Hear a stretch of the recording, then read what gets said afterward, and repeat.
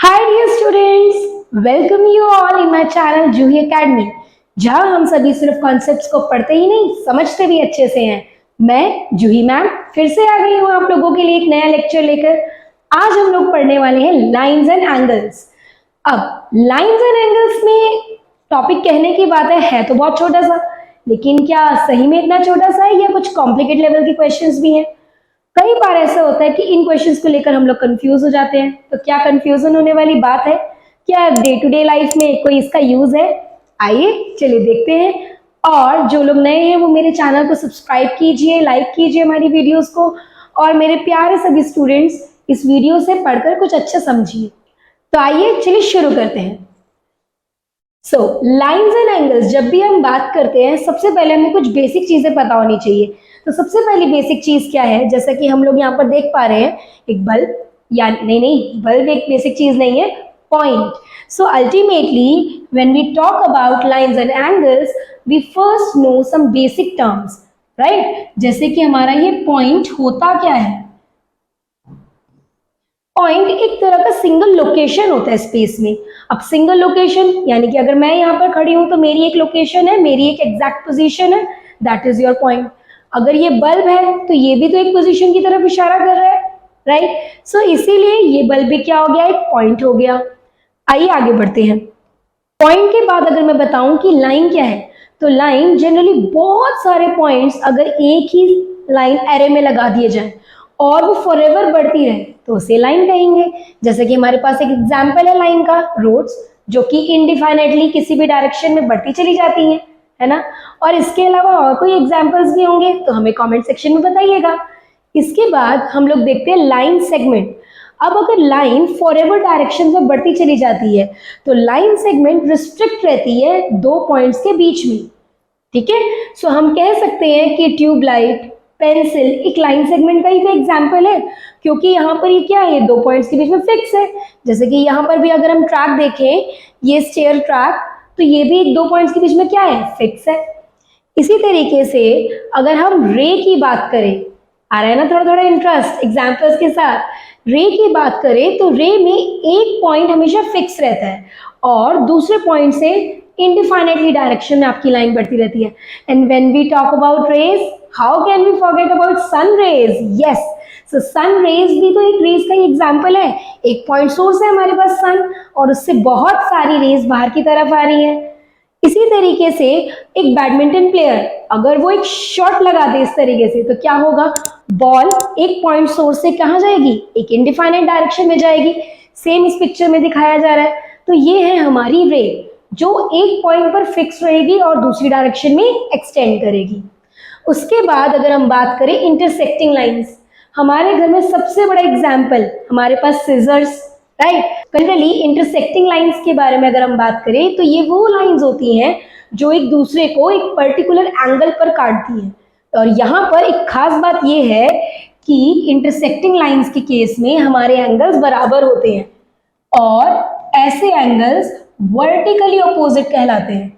And vertically opposite angles are always equal. तो हम कह सकते हैं जब दो रेज एक दूसरे को इंटरसेक्ट करती हैं तो ये वर्टिकली ऑपोजिट एंगल्स बनाती हैं विच आर ऑलवेज इक्वल। अगर हम बात करें इस पोल की, तो इस पोल में भी हमें एक चीज देखने को मिलेगी कि ये लाइट पोल क्या कर रहा है? ये रेज को अपने से दूर फेंक रहा है, राइट? लेकिन ये दोनों रेज अगर मैं देखूं एक्सटेंड करके तो ये कैसी रेज हैं? इंटरसेक्टिंग रेज, और इनके बीच में बनने वाले ये एंगल्स क्या हो जाएंगे? वर्टिकली अपोजिट, जो कि दोनों क्या होंगे? बराबर होंगे। यानी कि अगर ये 30 डिग्री का एंगल है तो दूसरा एंगल भी 30 डिग्री का ही होगा।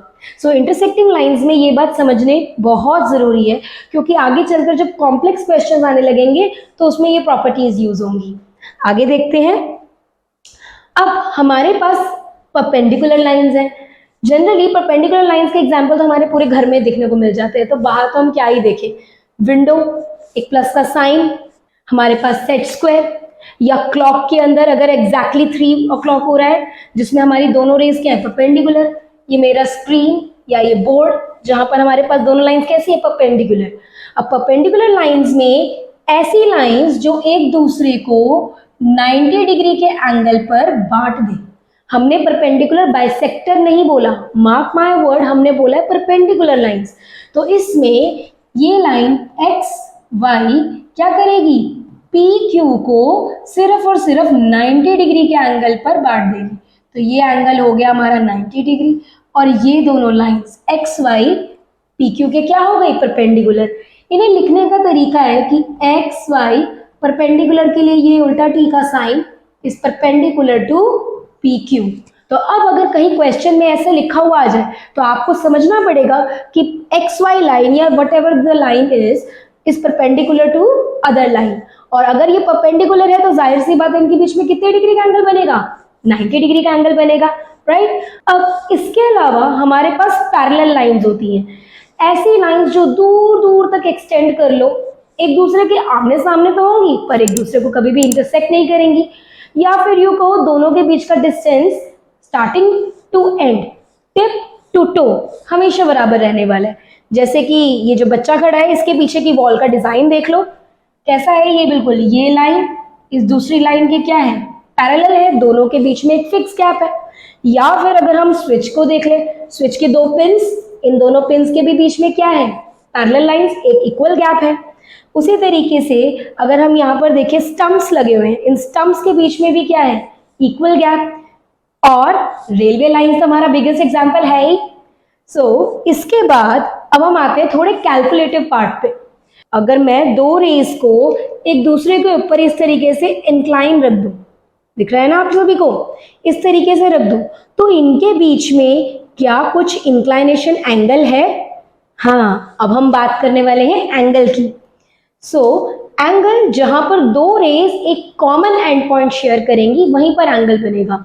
यानी कि अगर मैं कहूं कि मेरे पास यहाँ पर एक टॉर्च का सोर्स था जिसकी वजह से लाइंस इस तरीके से कुछ बाहर जा रही थी, राइट। और तो आप क्या नोटिस करेंगे कि अगर बहुत दूर से मैंने इसको एक पॉइंट समझ लिया तो पॉइंट पर एक रे ये रही और दूसरी रे कुछ ऐसे, तो इन दोनों रेस के बीच में क्या बन रहा है, एक बड़ा सा ये बन रहा है एंगल।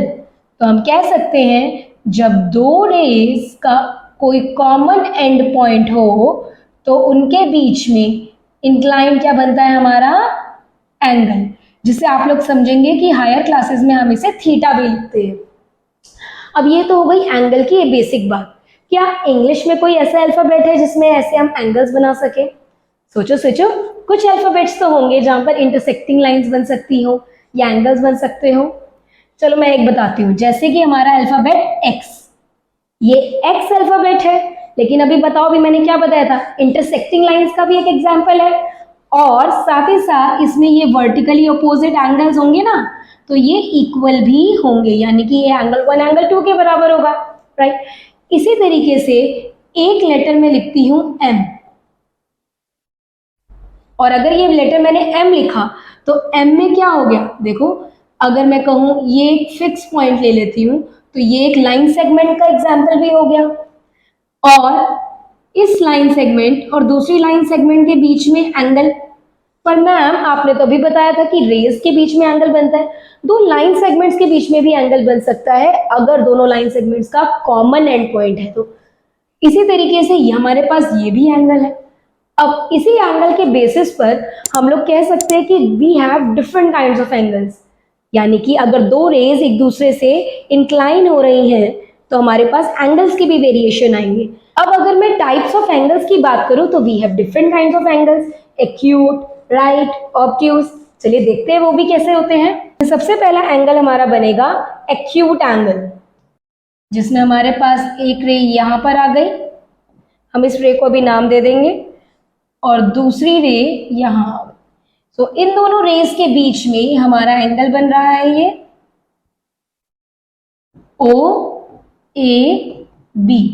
तो मैं कह सकती हूं angle B O A is less than 90 degree, that is why it is known as an acute angle। अब बहुत सारे बच्चों को एक तो दिक्कत आजकल ये भी आती है कि हमें जो एंगल के बारे में बात करनी है हम उसे लिखेंगे कैसे। तो किसी भी एंगल को रिप्रेजेंट करने का तरीका होता है उसकी आर्म्स को देखकर, यानी कि पहली आर्म है आपकी ओ बी, दूसरी आर्म है आपकी ओ ए, राइट। अगर ओ भी आर्म है तो हमें आर्म पहले पिक करनी होगी, तो बी ओ ए, अगर हम एंगल ओ की बात कर रहे हैं। सो अल्टीमेटली हम जिस भी एंगल की बात करेंगे वो एंगल हमेशा दोनों आर्म्स के कहाँ रहेगा, बीच में रहेगा। सो ऐसा ही एंगल जो 90 डिग्री से छोटा है वो कौन सा एंगल है, एक्यूट। और लेटर एम जिसका केस हमने अभी अभी डिस्कस किया, तो लेटर एम में क्या बनता है, एक acute angle. Letter A English का, इसमें क्या बनता है, एक एक्यूट एंगल। तो ये एंगल दोनों ही हमारे 90 डिग्री से क्या है, छोटे हैं। इसके बाद हमारा नेक्स्ट एंगल आएगा राइट एंगल, जो दो रेस के बीच में बनेगा। और दो रेस के बीच में अभी बताओ, मैंने आप लोगों को बताया परपेंडिकुलर लाइंस बनाएगा, ऐसे ही एंगल को हम लोग राइट एंगल कहते हैं। तो एक ऐसा एंगल जो दो परपेंडिकुलर लाइंस के बीच में बनेगा उसे हम कहेंगे राइट एंगल। इसको भी नाम दे देते हैं ओ एम एस दे देते हैं। तो angle S O M is equals to 90 degree. एक राइट एंगल की खास बात भी होती है, कुछ प्रॉपर्टीज भी होती है, एक बार वो भी डिस्कस कर लेते हैं। कहते हैं कि राइट एंगल के बीच में भी आप कुछ बहुत सारे पार्टीशंस कर सकते हो, करके देखें। तो अगर मैं यहाँ पर एक पार्टीशन कर देती हूँ डॉटेड लाइन से, तो मुझे एक बात बताओ, क्या 90 डिग्री का एंगल कुछ कम हो जाएगा या बढ़ जाएगा? अगर अब भी मैं इन दोनों एंगल्स का सम करूं, एंगल 1 और एंगल 2, क्या सम करने पर कोई चेंजेस आएंगे? एंगल 1 और एंगल 2 का सम अभी भी क्या रहने वाला है, 90 डिग्री। सो हमने यहाँ पर एक चीज ये सीखी कि हम एक राइट एंगल को अनदर रे से इंटरसेक्ट करा सकते हैं, ठीक है। अगर अनदर रे से हम इंटरसेक्ट करा रहे हैं तो उसके अंदर दोनों एंगल्स का सम 90 डिग्री है। और ऐसे ही पेयर ऑफ एंगल्स, ऐसे ही पेयर ऑफ एंगल्स जिनका सम 90 डिग्री होगा उन्हें हम कॉम्प्लीमेंट्री एंगल कहते हैं। So pair of angles whose sum is 90 degree are known as complementary angles। अब इसके आगे की बात देखते हैं। ये तो हमने राइट एंगल के बारे में भी पढ़ लिया और उसकी प्रॉपर्टी भी देख ली। अब इसके बाद हमारे पास नेक्स्ट आता है एक ऐसा एंगल जो 90 डिग्री से क्या होगा, बड़ा होगा, लेकिन 180 डिग्री से छोटा होगा। सो अब एक ऐसा एंगल जो हमारे 90 डिग्री से क्या है, बड़ा है, लेकिन 180 डिग्री से छोटा होगा, तो उसे हम बोलेंगे ऑब्ट्यूज एंगल। अब यहां पर भी देखो, अगेन इस रे को नाम दे देते हैं पी क्यू आर। तो यहां पर एंगल पी क्यू आर जो है, मैं कहूं तो 90 डिग्री से तो देखो बड़ा हो गया, क्योंकि 90 डिग्री की अगर मैं पार्टीशन लाइन बनाऊं तो ये रही मेरी 90 डिग्री की पार्टीशन लाइन। 90 डिग्री से क्या दिख रहा है, बड़ा एंगल दिख रहा है, लेकिन ये क्या है, एक स्ट्रेट लाइन 180 डिग्री के फुल एंगल से क्या है, ये छोटा है। तो इसकी डेफिनेशन में भी हम यही बताएंगे कि एक ऐसा एंगल जो 90 डिग्री से बड़ा होगा और 180 डिग्री से छोटा होगा, ऑब्ट्यूज एंगल कहलाएगा। इसके बाद कुछ नए एंगल्स के बारे में भी पढ़ते हैं। हम लोगों ने एक्यूट पढ़ लिया, राइट पढ़ लिया, ऑब्ट्यूज पढ़ लिया, अब स्ट्रेट एंगल की बारी आ गई है। तो एक ऐसा एंगल जहां पर ये दोनों रेस एक दूसरे के बिल्कुल ऑपोजिट आ जाए, ऐसा ही एंगल कहलाता है आप लोगों का स्ट्रेट एंगल या फिर 180 डिग्री का angle. So when two rays lie in a straight line known as straight angle। So अब यहां पर हमारे पास दो रेज आ गई है ना, तो ए ओ बी, हम कह सकते हैं एंगल ए ओ बी कितने डिग्री का हो गया हमारे पास, 180 डिग्री। अब ये स्ट्रेट लाइन का एंगल बहुत इंपॉर्टेंट है, क्योंकि यहीं से हमारे बहुत सारे क्वेश्चंस आने वाले हैं लाइंस एंड एंगल्स में। अगर हम कहें कि हम इस स्ट्रेट एंगल को बांट रहे हैं दो हिस्सों में, तीन हिस्सों में, चलिए जैसे मैं बांट देती हूँ इसको। अगर मेरे पास ये एक स्ट्रेट रे है, राइट, अब हमें एंगल्स तो पता चल गए हैं, अब मैंने इसको यहां से डिवाइड कर दिया। तो अब इसमें एक प्रॉपर्टी समझो कि ये एंगल 1 और ये एंगल 2, क्या देख पा रहे हैं कि इस P Q R straight line पर एंगल 1 और एंगल 2 का सम कितना हो रहा है, बोलो 180 डिग्री का। अभी यहाँ पर यही चीज सीखी। तो अगर एक स्ट्रेट लाइन पर आपको दो एंगल्स का सम 180 डिग्री मिल रहा है तो ऐसे ही एंगल्स सप्लीमेंट्री एंगल्स कहलाएंगे। हो गई ना एक प्रॉपर्टी। तो हम इसे कह सकते हैं supplementary angles. Sum is always 180 degree. ये बहुत इंपॉर्टेंट चीज है, complementary angles, supplementary angles. Generally यहाँ से बहुत सारे क्वेश्चंस हमारे पेपर में पूछे जाते हैं। और अब जब से हमारे कुछ कॉन्सेप्ट्स को डिलीट कर दिया गया है तो एनसीईआरटी सीबीएसई का फोकस भी इस तरीके के क्वेश्चंस पर ज्यादा है कि हम कैसे day to day life examples में इस तरीके के क्वेश्चंस को कर सकते हैं। इसके बाद आप लोगों ने एक चीज और भी नोटिस की होगी कि यहाँ पर पी क्यू एक रे है और क्यू आर एक रे है, राइट। और ये दोनों ही एक कॉमन पॉइंट पर मिल रही है। तो ऐसे दो एंगल्स जो एक कॉमन पॉइंट शेयर करेंगे उन्हें हम एडजेसेंट एंगल्स भी कहते हैं। बहुत बार पेपर में क्वेश्चन लिखा होता है adjacent sum of adjacent angles is this, या adjacent one of the adjacent angle is 2 times of others.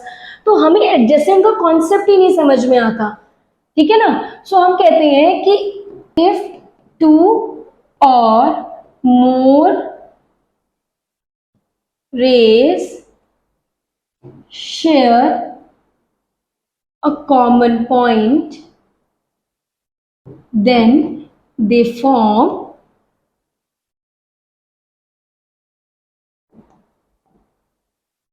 adjacent angles. तो अगर दो रेज एक कॉमन पॉइंट शेयर करेंगी तो वो एडजेसेंट एंगल्स भी बन गई। यानी कि ये पी क्यू आर पर एंगल 1 और एंगल 2 क्या हो सकते हैं, सप्लीमेंट्री एंगल्स तो है ही है क्योंकि इनका सम 180 है, साथ ही साथ ये एडजेसेंट एंगल्स भी हैं। एक और प्रॉपर्टी बताती हूँ आप लोगों को, ये एडजेसेंट एंगल होने के साथ साथ एक लीनियर पेयर भी बना रहे हैं। जब कभी भी एक लाइन पर मोशन होता है, आप एक लाइन पर चलते हैं तो आप कैसे पाथ पर चल रहे हैं, लीनियर पाथ पर। अब मुझे खुद बता दो, अगर हम लीनियर पाथ पर चल ही रहे हैं तो जाहिर सी बात है ना 180 डिग्री का एक एंगल बन रहा होगा, यानी कि straight angle.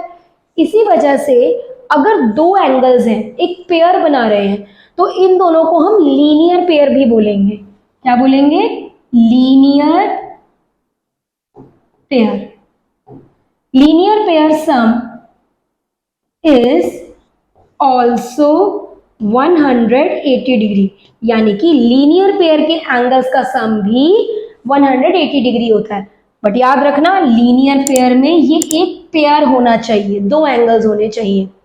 In general case अब अगर मैं यहां पर बहुत सारी रेज बना दूं, एक रे बन गई हमारी OM, एक रे बना दूं मैं OS, तब भी क्या स्ट्रेट लाइन का एंगल बदलेगा, नहीं। यानी कि एक स्ट्रेट लाइन पर अगर आपने डिफरेंट रेज भी बना दी है तब भी स्ट्रेट लाइन पर सभी एंगल्स का सम हमेशा क्या रहने वाला है, 180 डिग्री। तो यहां पर क्या लिखे, रीजन में क्या लिखे, लीनियर पेयर, नो, क्योंकि यहाँ पे दो एंगल्स नहीं है, पेयर नहीं बन रहा है। क्या सप्लीमेंट्री एंगल्स, दो से ज्यादा एंगल्स हैं, सप्लीमेंट्री भी नहीं बोल सकते, हालांकि सम तो 180 ही है। तो क्या बोले, इन्हें हम बोलेंगे angles on a straight line. यानी कि इसके लिए हमारे पास रीजन आना चाहिए, sum of all angles on a straight line is 180 degree. तो आज हम लोगों ने स्ट्रेट लाइन की भी बहुत सारी प्रॉपर्टीज देख ली है ना, कि स्ट्रेट लाइन सिर्फ एक ऐसी लाइन ही नहीं जिसमें 180 डिग्री का एंगल होता है। इस 180 डिग्री के एंगल में बहुत सारे अजूबे भी छुपे हुए हैं कि अगर यहाँ पर दो एंगल्स हो तो ये दो एंगल्स का सम 180 बनता है, तो ये सप्लीमेंट्री भी होते हैं और लीनियर भी होते हैं। अगर इसी स्ट्रेट लाइन पर बहुत सारी रेज बन जाए तब भी इन सभी का सम होता है 180 डिग्री। लेकिन इसके लिए रीजन आता है sum of all angles on a straight line. मेरे स्टूडेंट के साथ ये एक बार हो चुका है कि उसने पेपर में क्वेश्चन सॉल्व किया एंड उसने वहां पे लिख दिया रीजन लीनियर पेयर, और उसकी टीचर ने 3 में से उसको 2.5 नंबर दिए। इमेजिन, और क्वेश्चन बिल्कुल सही था, आंसर तो सही सॉल्व किया था, लेकिन सबसे बड़ा रीजन क्या आया टीचर का कि भाई इसमें तो दिख रहे हैं स्ट्रेट लाइन में बहुत सारे एंगल्स हैं। जब इसमें बहुत सारे एंगल्स है और value of x find out कर रहे हो तो आप लीनियर पेयर वहां क्यों लिख सकते हो, आप वहां पे सम ऑफ ऑल एंगल्स लिखो, क्योंकि पेयर की जब बात होती है तो दो एंगल्स होते हैं। इसका मतलब जब आप जो चीज मैथ्स में कर रहे हो, अगर उसका एक छोटा सा प्रिसाइज रीजन लिख भी दोगे तो उसी रीजन की वजह से आपका आंसर डिफाइंड होता चला जाएगा। तो ये बात ध्यान रखने वाली होती है। जबकि अगर दो एंगल्स का सम 180 डिग्री है तो वो सप्लीमेंट्री एंगल्स हो सकते हैं, लीनियर हो सकते हैं, देयर इज नो इश्यू। और एक बात और भी याद रखना, कई बच्चों को मैंने ये भी देखा है कि एडजेसेंट एंगल्स और सप्लीमेंट्री एंगल्स का बड़ा डिफरेंस रहता है ना, कंफ्यूजन रहता है माइंड में। सो एडजेसेंट एंगल्स जब हमने देखा कि ऐसे एंगल्स जो एक कॉमन पॉइंट शेयर करेंगे वो एडजेसेंट है, तो वही लीनियर पेयर भी बना रहे हैं। एक प्रॉपर्टी यहां पर है जो इन दोनों को डिफरेंशिएट करती है, वो ये कि लीनियर पेयर में हमेशा सम 180 डिग्री होता है, जबकि एडजेसेंट एंगल में ऐसा होने की जरूरत ही नहीं है। यानी कि अगर मैं कहूं कि मेरे पास ये एक रे है ओ ए, ये दूसरी रे आ गई ओ बी, ये एक तीसरी रे आ गई ओ सी, तो यहां पर क्योंकि ये भी एक कॉमन पॉइंट शेयर कर रहे हैं, एक कॉमन पॉइंट शेयर कर रहे हैं, तो एंगल 1 और एंगल 2 क्या हो गए, एडजेसेंट एंगल्स हो गए, क्योंकि कॉमन पॉइंट शेयर कर रहे हैं। बट इन दोनों का सम क्या 180 डिग्री है? नहीं। तो क्या सभी एडजेसेंट एंगल्स लीनियर पेयर बना सकते हैं? नो। लेकिन क्या सभी लीनियर पेयर एडजेसेंट एंगल्स होते हैं? बिल्कुल सही। तो आपका असर्शन एंड रीजन में भी ऐसा क्वेश्चन आ सकता है। तो देखो, बेसिक प्रॉपर्टीज अगर हमें पता होंगी तो हम इस तरह के क्वेश्चंस भी कर पाएंगे। चलिए अपने एंगल्स की कॉन्सेप्ट को कंप्लीट करते हैं। स्ट्रेट एंगल के बाद अब हम बात करते हैं रिफ्लेक्स एंगल की। अब रिफ्लेक्स एंगल क्या होता है? जनरली इस एंगल में भी बहुत कंफ्यूजन देखी है मैंने बच्चों के अंदर कि ये एक रे आ गई हमारे पास, दूसरी रे हमारे पास आ गई कुछ ये, और अब मैं कहूं कि मुझे इस पूरे एंगल का शेयर निकालना है। अब आप क्या देख रहे हो कि ये एंगल तो 180 डिग्री से तो बड़ा हो गया है ना, लेकिन अगर मैं कंप्लीशन की बात करूं तो कंप्लीट में बनता है बेटा 360 डिग्री का एंगल। एक सर्कल में जब हम कंप्लीट घूम जाते हैं तो हम 360 डिग्री का एंगल बनाते हैं।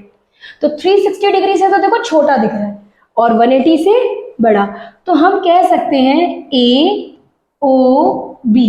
सो angle A O B is greater than 180 degree but less than 360 degree.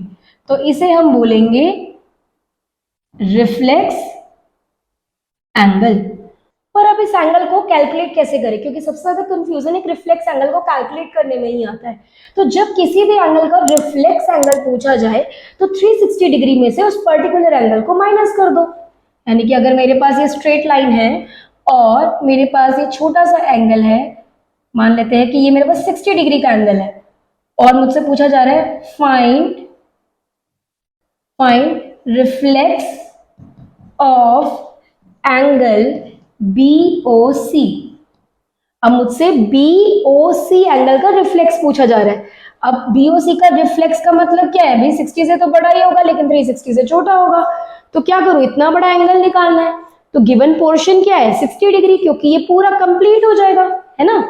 सो हम कह सकते हैं कि अगर हमें किसी भी एंगल का रिफ्लेक्स निकालना हो तो हमें 360 डिग्री में से उसी पर्टिकुलर एंगल को सब्ट्रैक्ट कर देना चाहिए जिसका रिफ्लेक्स पूछा जा रहा है। तो BOC की वैल्यू 60 डिग्री अगर मैं माइनस कर दूं तो ये वैल्यू आ गई जी 300 डिग्री। तो यही हमारा क्या हो गया, रिफ्लेक्स एंगल।